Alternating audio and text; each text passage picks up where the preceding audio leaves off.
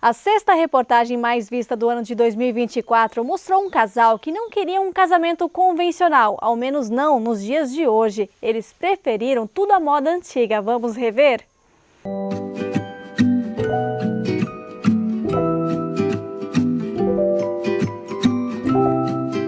Casamento na roça. Eu tenho certeza que você que está assistindo tem pelo menos uma memória boa antiga sobre os costumes e tradições. Mas se eu te disser que isso não ficou exatamente no passado, ainda tem gente mantendo a tradição? Para contar esta história, nós estamos em Jaraguá do Sul. A Igreja Evangélica Luterana do Rio da Luz segue imponente entre as décadas, mas garanto que faz tempo que não vê um noivo chegando de bicicleta. Este é o Rafael e esta é a Grace, a noiva dele. Trazer de volta as coisas que o pessoal praticava antigamente e deixaram um pouco de fazer, muitos por necessidade, porque daí não moravam mais no interior, porque não tinham acesso às coisas e tal. A gente foi participando de outros casamentos de família e amigos, e aí a gente foi amadurecendo a ideia. Se a gente casar, vamos fazer isso. Aí começamos a olhar os álbuns, né, dos casamentos dos nossos pais. Pô, que legal, né, essa tradição, quando a gente casar, vamos fazer, e aí foi passando assim com o tempo.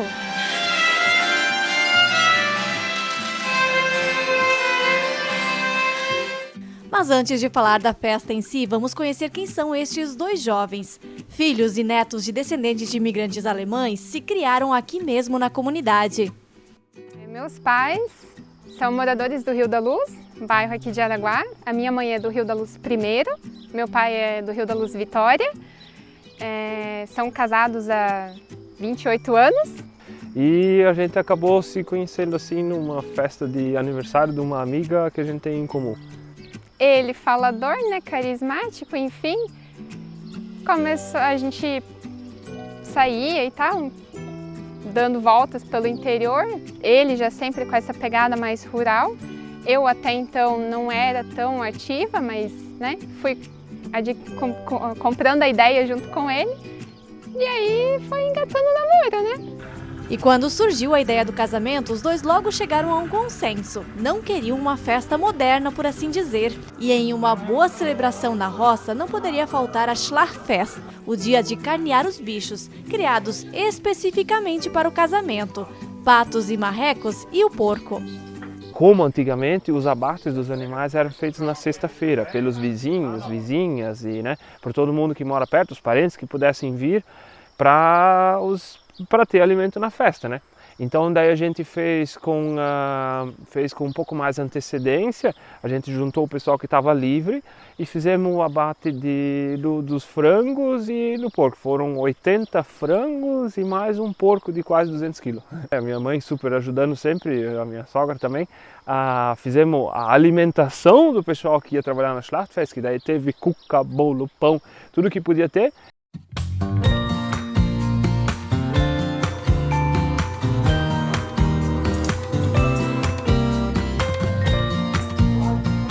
A celebração na igreja seguiu o protocolo de décadas, com noivos, testemunhas, convidados emocionados. Aceito esse casamento como sinal do meu amor, e da minha fidelidade.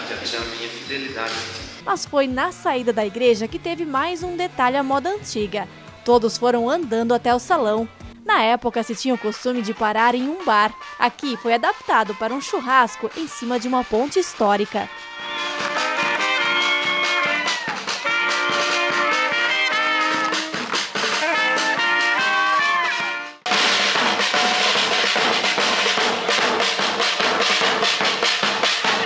Quando a gente finalizou as fotos na igreja, a gente já viu que o pessoal da banda estava todo mundo lá fora no pátio, e aí foi só organizar o pessoal e aqui, né?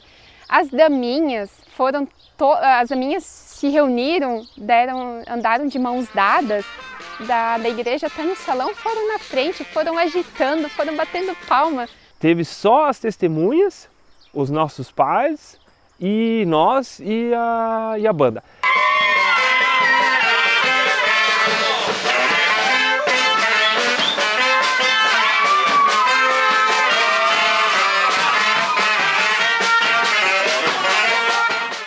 O salão da comunidade também não passou por nenhuma decoração contratada. 2 dias antes do casamento, os noivos colheram da propriedade todas as flores e outras plantas. No sábado do casamento, toda a nossa sexta-feira foi em função da decoração. Até teve situações que a festa foi no centenário, né, na sociedade que o Rafa faz parte. E eu faço parte da Sociedade Vitória.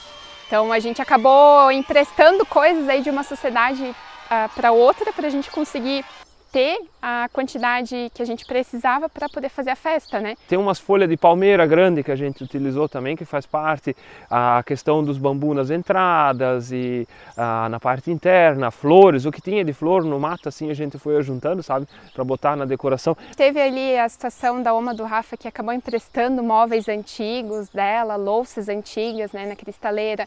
A minha mãe emprestou o armário da família dela, que a gente reformou para usar como mesa de bolo. Então, assim, foi uma decoração totalmente peculiar, diferente do que a gente vê. O prato principal da festa foi marreco recheado com nhoque, com batata doce plantada por eles também. Antes dos buffets livres, era o método de servir o pessoal era montar uma mesa com o alimento e as pessoas iam se trocando. Sentavam uns para comer, saíam, iam outros. E essa foi a nossa ideia de trazer isso de volta, que para nós teria uma mesa ali. Aí o pessoal começou a ir para lá para pegar o alimento e nós sentados com aquela mesa recheada gigante, com um pato inteiro em cima da mesa, com uma mesona gigante, o pessoal tinha que passar na nossa frente. O pessoal estava brincando muito que queriam atacar a mesa porque estava cheio de comida, lá realmente sobrou demais aquilo na nossa mesa. O que a gente recebeu de elogios durante a festa, né? O pessoal mesmo finalizando a janta, já passando ali para agradecer. E em semanas depois, o pessoal ainda mandando mensagem agradecendo que nunca tinham ido em um casamento que a comida tivesse um sabor tão caseiro, tão gostinho de infância.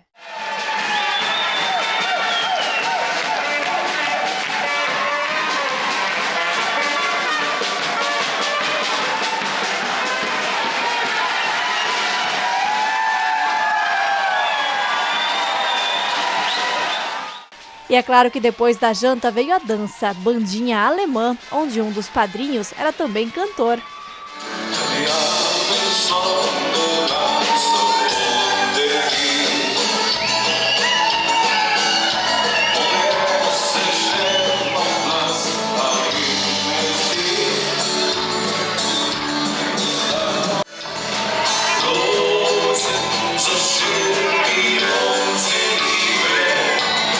O nosso fotógrafo até falou, numa conversa após a festa, ele disse: eu nunca filmei um casamento em que as coisas dão todas certo.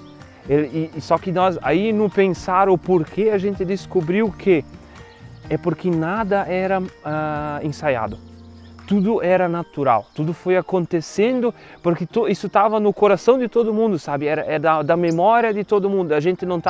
Nós não ensaiamos nada, nós simplesmente fizemos. Então, e por isso nada deu errado, porque não tínhamos nada marcado para dar certo, né? Então, assim, simplesmente aconteceu e foi muito, muito, muito legal. Foi até uma coisa que eu falei pro Rafa.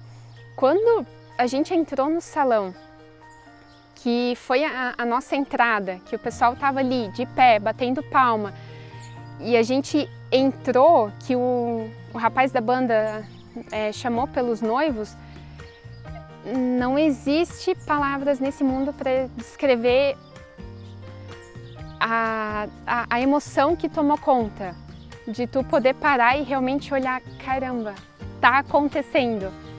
E assim, os cumprimentos todos, os abraços, a vibração da festa foi muito boa.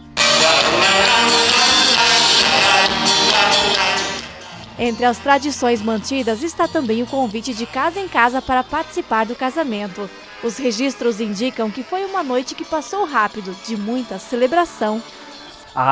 Valeu. Assim, o sentimento de gratidão é muito grande. O pessoal, os convidados, todo mundo onde a gente encontra eles vêm agradecer pela oportunidade de poder viver mais uma vez uma festa dessa, sabe? Que refletiu o que o Rafa e eu a gente queria mostrar, que é a nossa essência, que é o que a gente leva no nosso coração, que é valorizar o que os nossos avós, os nossos opas e omas tinham, né, para a vida deles e que de alguma forma respinga na gente, né, e a gente quer levar adiante, né.